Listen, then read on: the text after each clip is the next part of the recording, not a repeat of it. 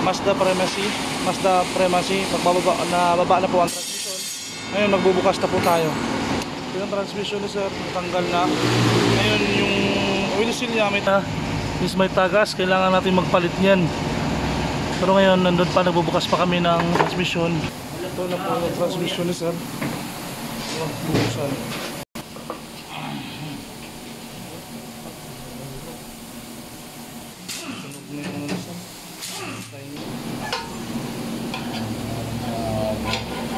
Baba na yung kanyang filter marami na.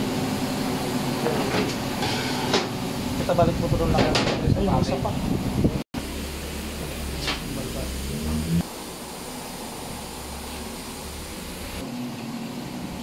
Unang course ng fitting yung mga plates. Wala nang buwan ah. Kaya sir, wala talagang lining. Kailangan na pati bakal na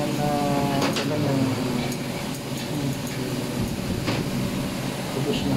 Dapat ito, ganito yan sir. Still na yung Kaso lang, ubos na talaga. Kailangan na ng bakal. Sunog na. Nakalaw. Yan po, ang lahat na namin nabusan sa